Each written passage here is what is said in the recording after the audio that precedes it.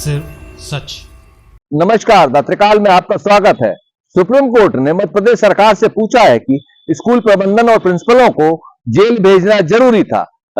हम इस संबंध में बात कर रहे हैं कि जबलपुर में जिस तरीके से जिला प्रशासन ने स्कूलों और स्कूल प्रबंधन और प्रिंसिपलों के खिलाफ जिस तरीके से कार्रवाई की है, उनको गिरफ्तार किया है और कई लोग फरार चल रहे हैं। उसमें से कई स्कूल प्रबंधक हैं, कई प्रिंसिपल हैं, वो फरार चल रहे हैं। उन सबके ऊपर ज्यादा फीस लेने का आरोप है। उन पर आरोप है कि उन्होंने एक ही ISBN नंबर की किताबें स्कूलों में चलाने के लिए मजबूर किया। प्रकाशकों ने और मुद्रकों को भी इस बात के लिए से सांठगांठ की और इन सब ने स्कूल के विद्यार्थियों के साथ लूट की या उस तरीके से अवैध वसूली की। इस तरीके का आरोप लगाकर जबलपुर जिला प्रशासन ने, उसमें जबलपुर जिला कलेक्टर की अगुवाई में कार्रवाई हुई।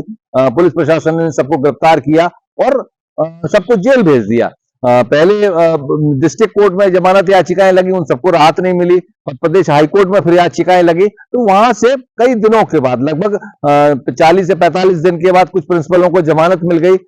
लेकिन उसके बाद जो कार्रवाई थी वो ठंडी पड़ गई। जिला प्रशासन ने बार बार कहता रहा कि साहब हम कार्रवाई कर रहे हैं, स्कूलों की फीस से जो बढ़ी हुई फीस है वो वापस दिलाने की कोशिश कर रहे हैं, लेकिन किसी भी स्कूल प्रबंधन या किसी भी स्कूल संचालक ने स्कूल के विद्यार्थियों को फीस वापस नहीं की है। अब ये पूरी मामला जैसे हम पहले भी बता चुके, हम त्रिकाल ने पहले भी वीडियो में बताया था कि पूरा मामला न्यायालय में चलेगा, न्यायालयीन प्रक्रिया में होगा। प्रशासन ने अपनी कार्रवाई कर दी है। अब कोर्ट तय करेगा कि इस मामले में क्या किया जा सकता है। मध्य प्रदेश हाईकोर्ट से कोई राहत नहीं मिली, स्कूल प्रबंधनों को नहीं मिली, पुस्तक बेचने वालों को नहीं मिली, बुक सेलर्स को नहीं मिली और प्रिंसिपल्स को जो फौरी राहत मिली थी उसमें 2 या 3 प्रिंसिपल ऐसे जो अभी भी जेल में। देखिए, जून के अंतिम सप्ताह में एक कार्रवाई हुई थी, तब से लेकर आज तक सारे लोग जेल में। बार बार एक तबका ये कह रहा है कि साहब स्कूल प्रबंधन या प्रिंसिपलों को इतने दिन तक जेल में कैसे रखा जा सकता है।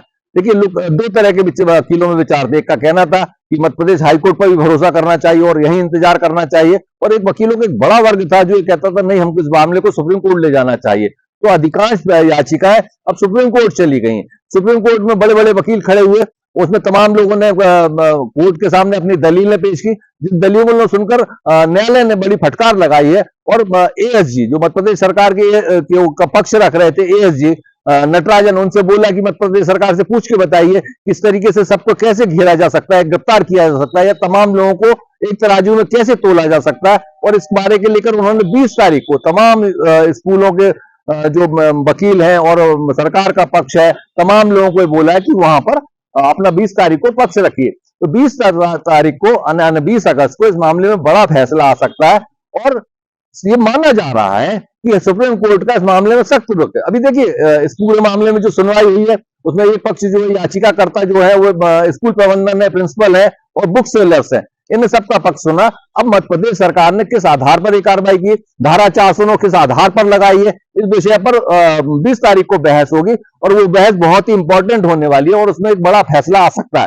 तो इस 20 तारीख तक का हम सबको इंतजार करना चाहिए। इस बीच जबलपुर प्रशासन ने भी जो कार्रवाई है वो इसलिए भी शिथिल कर दी। कोर्ट ने अलग अलग याचिकाओं पर सुनवाई करते हुए सुप्रीम कोर्ट ने नो कोरेसिव एक्शन लेने को बोला। बरेला थाने के मामले में बोला कि कोई एक्शन ना लिया जाए। बेड़ाघाट थाने के मामले में 2 अलग अलग FIR पर बोला है कि इनमें कोई कार्रवाई नहीं की जाए। बाद में कहा जा रहा है कि जो हमारे सोर्सेस कह रहे हैं कि जो सुप्रीम कोर्ट में जो अलग अलग याचिकाओं में पिटीशन नंबर लगकर नो कोरेसिव एक्शन का ऑर्डर हुआ, वो तमाम जबलपुर में जिन अलग अलग थानों में केस दर्ज हुए उसमें नो कोरेसिव एक्शन का ऑर्डर हो गया।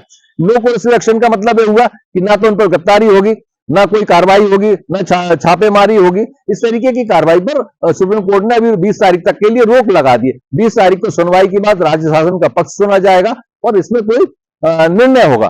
तो 20 तारीख का हम सबको इंतजार रहेगा और 20 तारीख को पता चलेगा कि स्कूल प्रबंधन के जो लोग जेल में उनको क्या राहत मिल पा रही है, या जिला प्रशासन, जबलपुर जिला प्रशासन ने जो कार्रवाई की है वो कितनी सही और गलत है। इस पर एक खास टीका टिप्पणी वहां से आ सकती है। देखिए, अभी तक जो कहा जा रहा है, सुप्रीम कोर्ट में भी कहा जा रहा है कि ISBN नंबर को लेकर जो कार्रवाई की जा रही है वो गलत है, डुप्लीकेट ISBN नंबर दिया गया। सुप्रीम कोर्ट में भी तर्क दिया जा रहा है कि ISBN नंबर के लिए सरकार की एक कमेटी है, केंद्र सरकार की कमेटी, वो सब देख रही है। और इस बीच प्रशासन ने भी, देखिए 29 जून से जो कार्रवाई चल रही है, आज दिनांक तक एक भी पुस्तक का जो प्रकाशक है या मुद्रक है उनमें से किसी को भी अरेस्ट नहीं किया। इसलिए और ना ही स्कूलों की फीस वापस हुई। इन सब बातों को लेकर इस जबलपुर के जिला प्रशासन पर भी सवाल उठ रहे हैं कि इसकी कार्रवाई के पीछे क्या है। अब हम सबको 20 तारीख का इंतजार करना चाहिए। 20 अगस्त को एक नई खबर आएगी और उसके साथ त्रिकाल उपस्थित होगा। देखते रहिए त्रिकाल। धन्यवाद। लाइक करिए, सब्सक्राइब करिए। सिर्फ सच।